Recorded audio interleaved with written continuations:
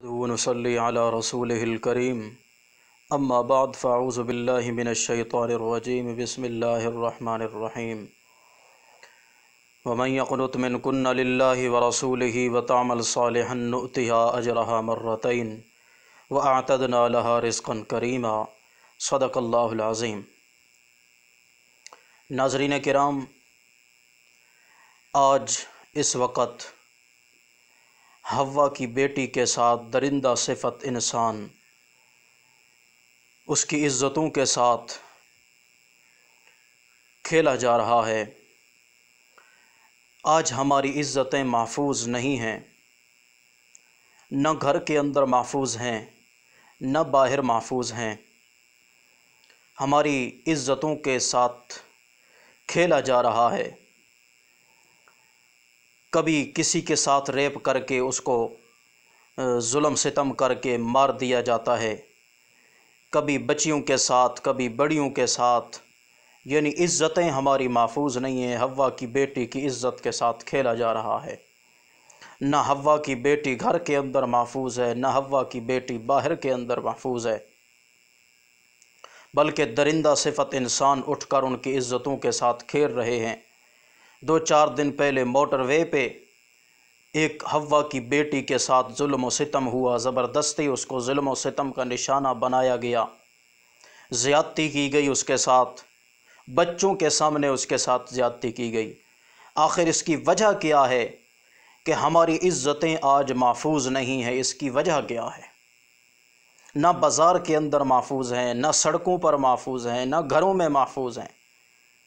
ناظرین، اس کی وجہ یہ ہے کہ شریعت مطہرہ نے عورت کو گھر کی 4 دیواری کے اندر تحفظ دیا ہے کہ عورت گھر کی 4 دیواری کے اندر رہے، اسی 4 دیواری میں ہی اس کی عزت ہے، اس کی عزت محفوظ ہے۔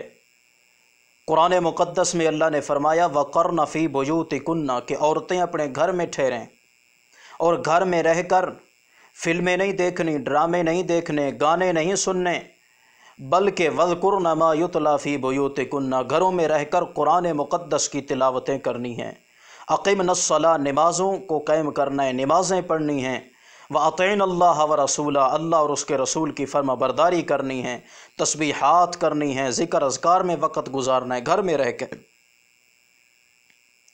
گھر میں ہی عورت کو تحفظ دیا ہے شریعت مطہرہ نے۔ ہاں، بوجہ سخت ضرورت کے اگر عورت گھر کی 4 دیواری سے باہر نکلتی ہے تو ایسے بے پردہ ہو کر، عیاں ہو کر، سر ننگے ہو کر، خوشبوئیں لگا کر، میک اپ کر کے باہر نہ نکلے، بلکہ یدنین علیہن من جلابیبہن ایسی چادر، ایسا کپڑا جسم پر اوڑھ کر نکلے کہ جو چست بھی نہ ہو، جس کپڑے کو دیکھ کر دوسروں لوگوں کے خیالات دماغ غلط ہو جائیں، چست کپڑا بھی نہ ہو، ایسا لباس پہن کر باہر نکلے کہ عورت کا بال تک بھی نظر نہ آئے۔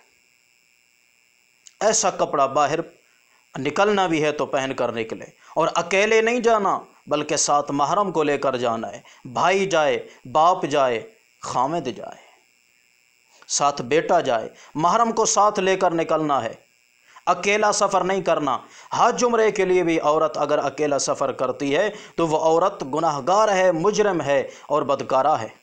اللہ کے حبیب نے فرمایا جو عورت بے پردہ ہو کر، خوشبو لگا کر گھر سے باہر نکلتی ہے وہ ایسی اور ایسی ہے، یعنی بدکارہ ہے۔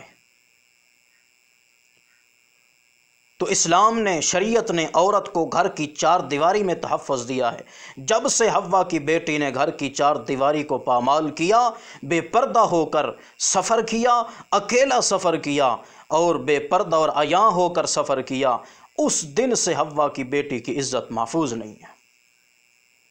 اور دوسری بنیادی وجہ یہ ہے کہ جس بدبخت ظالم انسان نے حوا کی بیٹی کو کھلونا بنایا، حوا کی بیٹی کی عزت کو لوٹا، آج تک اس انسان کو سزا نہیں دی گئی، اس انسان سے پوچھا نہیں گیا۔ بھاری رقم دے کر اس کو چھوڑ دیا جاتا ہے، اس کو کھلم کھلا چھوڑ دیا جاتا ہے تاکہ وہ اس نے آج حوا کی بیٹی کے ساتھ کھیلا، کل 10 کے ساتھ کھیلے، کل اوروں کی عزتوں کو بھی پامال کرے۔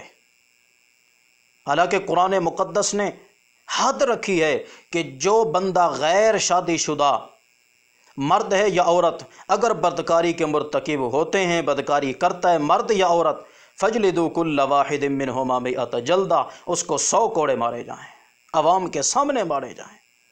اور اگر شادی شدہ جوڑا مرد یا عورت گناہ کرتا ہے، اس کو گڑھا کھود کر اس کے اوپر پتھروں کی بارش کر کے اس کو سنگسار کر کے اس ظالم کو مار دیا جائے، اور لوگوں کو دکھایا جائے کہ جو شخص اس طرح بدکاری کا مرتکب ہوتا ہے اس کی یہ سزا ہے۔ تو جس دن سے حوا کی بیٹی نے گھر کو چھوڑا، گھر کی 4 دیواری سے باہر نکلی، بے پردہ ہو کر نکلی اور اکیلا سفر شروع کیا، اس دن سے حوا کی بیٹی محفوظ نہیں ہے۔ اور جس دن سے حوا کی بیٹی کے ساتھ، حوا کی بیٹی کی عزت کے ساتھ کھیلنے والے انسان کو کھلی چھٹی مل گئی ہے، آزادی مل گئی ہے، بھاری رقم کے ساتھ ان کو آزاد کیا جا رہا ہے، اس دن سے حوا کی بیٹی محفوظ نہیں۔ جب ظالموں کو سزا دی جائے گی، حوا کی بیٹی اور ہماری عزتوں کے لٹیروں کو سزا دی جائے گی، اس وقت ہماری عزتیں محفوظ ہوں گی۔ جب حوا کی بیٹی، ہماری عزتیں، ہماری مائیں بہنیں گھر کے اندر رہیں گی، اس وقت ہماری عزتیں محفوظ ہوں گی۔ اور اگر گھر سے نکلنا بھی ہے تو محرم کے ساتھ سفر کرنا ہے اور چادر اور پردے کے اندر سفر کرنا ہے۔ جب عورت اسلامی تعلیمات پر ہماری مائیں بہنیں عمل کرنا شروع کر دیں، اس دن سے ہماری عزت محفوظ ہو جائے گی۔ اور اگر اسی طرح عیاں پھرتی رہیں اور اسی طرح بد کرداری کرنے والوں کو کھلی چھٹیاں ملتی رہیں تو کبھی حوا کی بیٹی محفوظ نہیں ہو سکتی۔ اللہ ہمیں قرآن و سنت کی تعلیمات پہ عمل کرنے والا بنائے۔ وما علینا الا البلاغ المبین۔